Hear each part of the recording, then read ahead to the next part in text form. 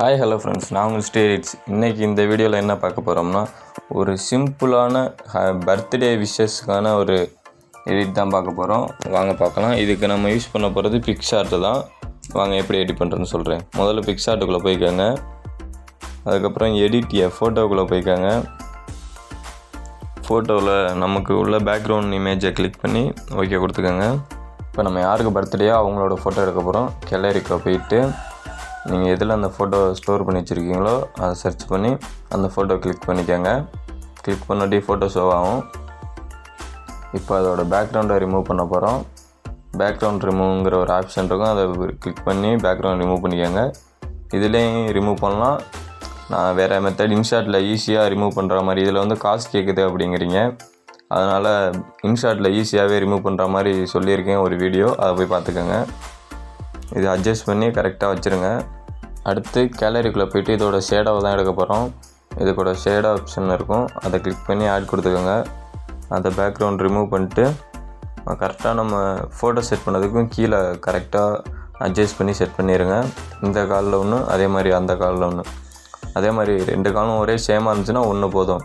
இது கால் 2 இடத்துல இருக்கனால 2 செட் பண்ண போகிறோம். அடுத்து நம்மளுக்கு இப்போ இன்னொரு ஃபோட்டோ வேணும். அது கேலரிக்குள்ளே போய்ட்டு நீங்கள் உங்களுக்கு பிடிச்ச இன்னொரு ஃபோட்டோவை பாதி பாஸ்போர்ட் சைஸ் ஃபோட்டோ மாதிரி இருக்கும், அந்த மாதிரி ஃபோட்டோ கிளிக் பண்ணி ஓகே கொடுத்துருங்க. உங்களுக்கு ஃபோட்டோ ஷோ ஆகிரும்.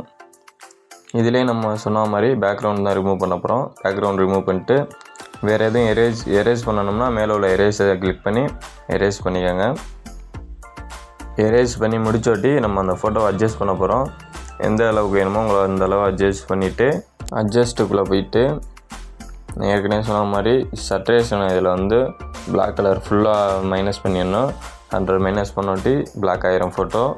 அதுக்கப்புறம் டிக் கொடுத்து மேலே எரேஸ் இருக்கும், அந்த எரேஸை கிளிக் பண்ணி ஹார்ட்னஸ் வந்து 20ல் வச்சுக்கோங்க. ஒப்பாசிட்டியை வந்து 50ல் வச்சுக்கோங்க.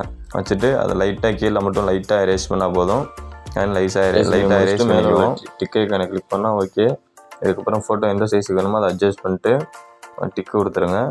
அதுக்கப்புறம் இப்போ அவங்களோட நேம் தான் டைப் பண்ண போகிறோம். அவங்களோட நேம் என்னன்னு டெக்ஸ்ட்டு பண்ணிக்கோங்க. டெக்ஸ்ட்டு பண்ணி மேலே டிக்கு கொடுத்துருங்க. அவங்களோட அந்த டெக்ஸ்ட்டு என்ன டிசைனில் வேணுங்கிறத டிசைன் நிறையா இருக்கும், அதில் உங்களுக்கு பிடிச்ச டிசைனை கிளிக் பண்ணிக்கோங்க. அதுக்கப்புறம் கீழே அந்த இதை அட்ஜஸ்ட் பண்ணிட்டு கலர் சேஞ்ச் பண்ணிக்கணும் டெக்ஸ்ட்டுக்கு.